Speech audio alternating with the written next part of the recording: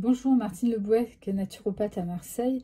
Aujourd'hui, dans cette vidéo, je vais vous parler du rôle des fibres alimentaires dans notre alimentation. Vous avez certainement entendu dire que les fibres sont essentielles à notre bonne santé. Alors oui, effectivement, les fibres sont des éléments essentiels de notre alimentation. Mais que sait-on vraiment de leur nature et surtout de leur rôle? La question que l'on peut se poser est la suivante. Consommons-nous assez de fibres au quotidien? Les fibres sont un nutriment souvent négligé par la plupart des gens qui préfèrent consommer une nourriture plus industrialisée. Par conséquent, ils n'en consomment pas suffisamment quotidiennement, d'autant plus qu'une consommation pauvre en fibres peut conduire à un ralentissement du transit intestinal. Alors, pourquoi les fibres sont-elles bonnes pour notre organisme? Comment participent-elles à notre bonne santé? Et de quelle quantité de fibres avons-nous besoin au quotidien? C'est ce que nous allons voir dans la vidéo. Alors, les fibres alimentaires, c'est quoi exactement? Les fibres alimentaires, sont des substances d'origine végétale, sont des glucides présents dans les produits végétaux, céréales, fruits, légumes secs, etc., tels qu'ils sont habituellement consommés par l'homme et non digérés dans l'intestin grêle, mais qui vont être essentiels au fonctionnement du gros intestin. Les fibres notamment vont être fermentées par les bonnes bactéries présentes dans le côlon, où elles vont servir de nourriture pour que celles-ci se développent. Et c'est l'une des raisons pour lesquelles elles sont essentielles pour une santé optimale. Il existe deux types de fibres, les fibres solubles et les fibres insolubles.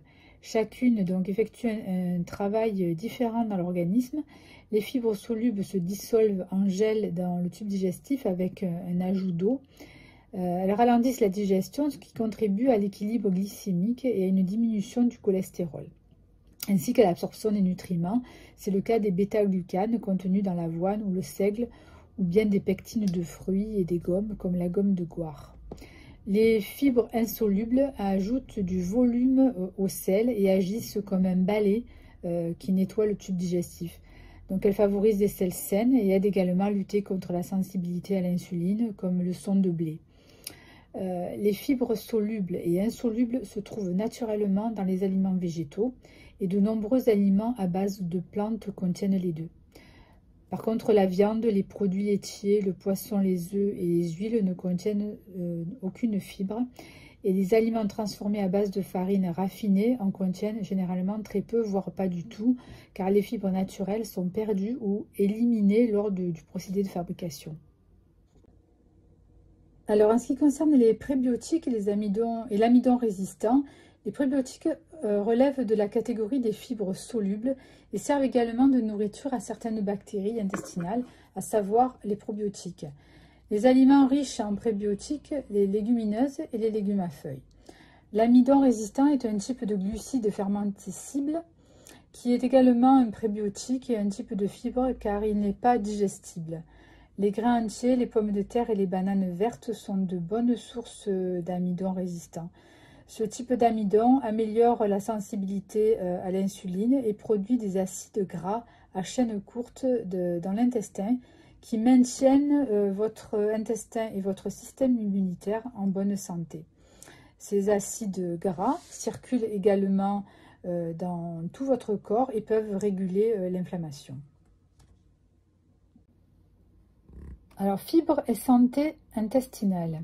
La constipation est un problème souvent rencontré en consultation. Il s'agit d'un trouble dont il faut absolument se préoccuper car il peut augmenter le risque de maladies chroniques comme le cancer, les déséquilibres hormonaux et même les maladies cardiovasculaires. Les fibres contribuent à l'élimination des toxines par le tube digestif, sans quoi ces toxines pourraient être réabsorbées dans votre corps par vos intestins et nuire à votre santé. Un apport suffisant en fibres a également un impact significatif sur la composition de votre microbiote. Comme mentionné précédemment, certains aliments fibreux sont également des prébiotiques qui contribuent à favoriser une population de bonnes bactéries intestinales.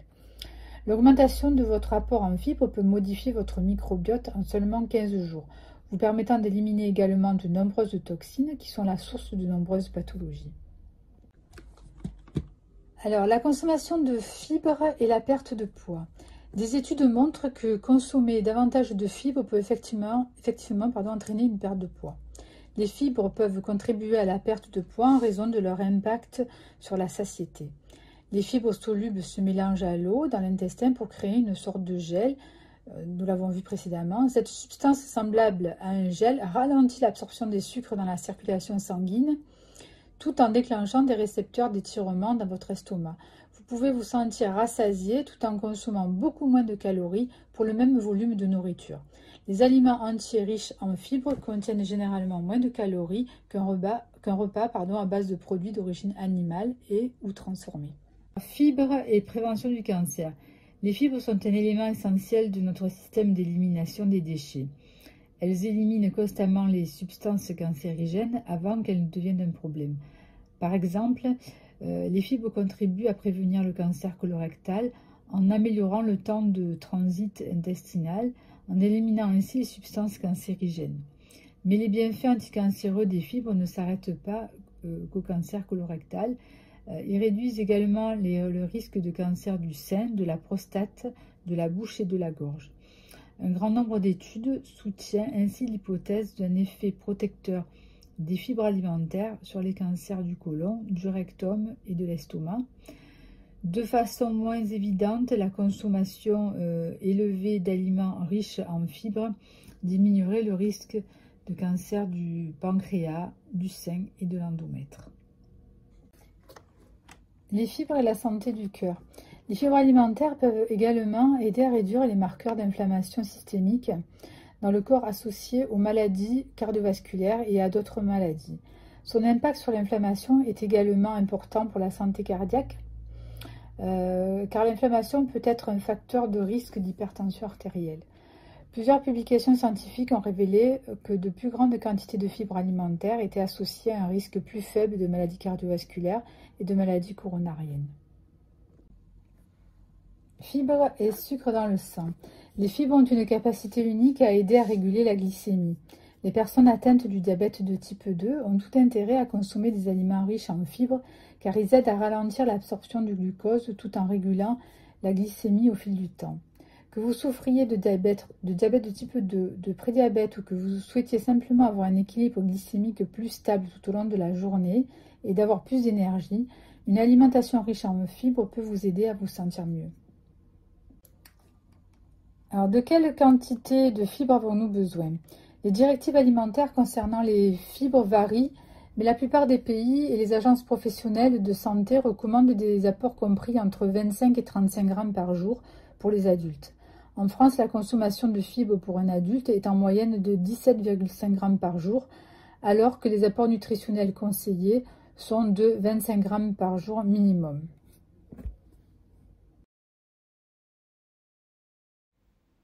Vous trouverez dans un lien téléchargeable en dessous de la vidéo un extrait de la table SQUAL qui est gérée par l'ANSES et qui vous permettra de relever et de noter au quotidien votre consommation de fibres. En France, la base de données de référence sur la composition nutritionnelle des aliments est gérée par l'ANSES.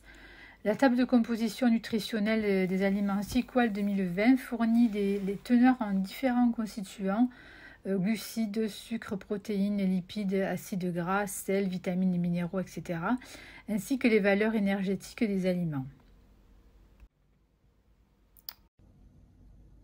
Donc pour conclure cette vidéo, pensez à varier les aliments pour profiter des bienfaits des différentes natures de fibres. Si jusqu'à présent vous ne consommiez pas suffisamment de fibres, je vous conseille de changer votre alimentation progressivement. Cela afin de permettre à votre organisme de s'adapter lentement pour éviter les troubles intestinaux qui pourraient en découler. Autre conseil, lorsque vous augmentez votre consommation de fibres, pensez à vous hydrater suffisamment pour qu'il y ait une action plus efficace au niveau du transit. Donc comme vous avez pu vous en rendre compte, la question des fibres alimentaires, c'est bien plus qu'une question de transit. Allez, merci d'avoir regardé cette vidéo et je vous dis à très bientôt.